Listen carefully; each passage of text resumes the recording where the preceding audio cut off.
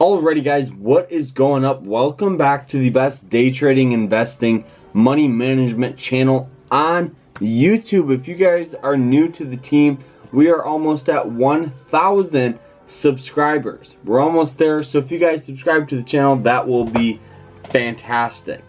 But in today's episode, we're going to be talking about how to save $1,000 per month and still be able to pay bills. So I know saving $1,000 per month may seem hard. It may seem, something that isn't even possible. Well, there are two things, well, really one thing that you guys really have to be doing while doing this is having some income coming in. I don't care how much it is. I don't care if it's, $400 a week, $500 a week, even, the lowest amount would probably be like $300 or $400 a week to be able to do this. Now, I know a lot of people that have saved less than this and more than this, and really these tips and tricks and tools can be distributed with any income. That's why I'm just telling you guys. So the very first thing that you guys can do is stop eating out. Now, roughly 75% of Americans eat out at least 3 times per week. So if that's, say, you and your spouse or you and your girlfriend, you and your friends are eating out, if you're buying your girlfriend's meal or whatnot, we could just say it's $20 to $25. So you do that 3 times, that's $75 per week gone on food. Now that adds up to, a couple $100 each month that you could be saving for a house, saving for other investments, or saving in general. Now the second thing that you guys can do is pay off your car. A ton of Americans, get stuck in this trap of paying for leases, paying for cars that they can't afford, paying for all this stuff, rather than just buying a car and just driving it to work and back and driving whatever they want. They're always, they always want the best thing. They always want the best car, the best everything. And it's really ridiculous.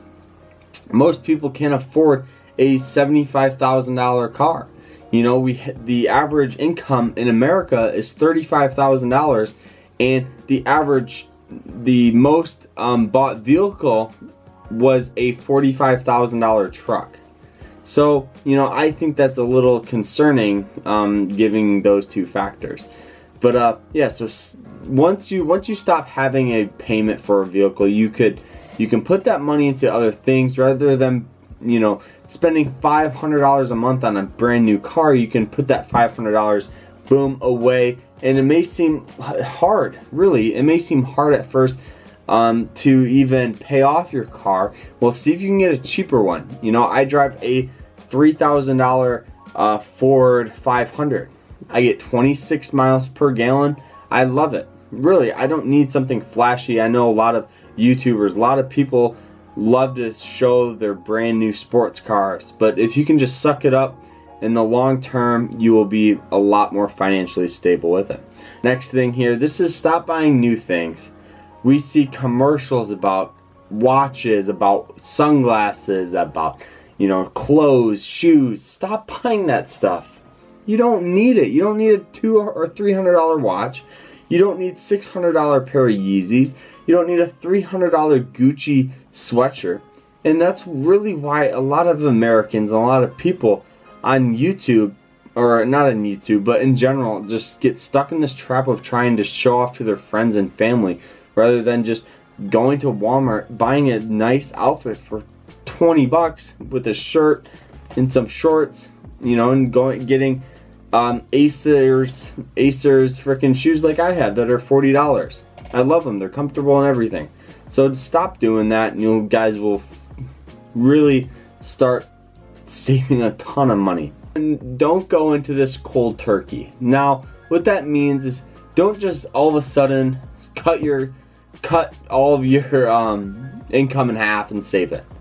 I'm not saying to do that. I'm saying, maybe buy a coffee maker and stop buying a coffee each day for $2 buy a $10 coffee maker that will cost you 10 cents a cup and take that to work with you. You will be a lot more happier and a lot more, financially stable in the long term. I know it may seem convenient just to pull into Dunkin' Donuts and grab a coffee, or it may seem, easier, or sometimes it probably even tastes better. But if you can suck it up, take the coffee, and you have to have this mindset of, I'm doing this for the long term. I'm doing this for the long term. Because I save over $1,000 each month because I plan on buying a house in 2 years. So really, those are the best things that I've learned from saving $1,000 a month. And you can apply these tactics and really save upwards of $3,000 or $4,000 a month, depending on how much you make. I'm not saying if you make $20,000 a month, $1,000 is probably very simple to save, as compared to somebody who makes $400 per week. It may seem kind of hard, guys. But that is it, though. I hope you guys enjoyed this episode. Remember to always stay happy, stay positive. We'll see you guys tomorrow in another episode. But this episode is brought to you by Trade Ideas. Trade Ideas is the best day trading scanner on the platform. It's on anything. We'll put a link down below. Use code MVP15 to get 15% off all products. So that is it, though. Remember to always stay happy, stay positive. We'll see you guys tomorrow.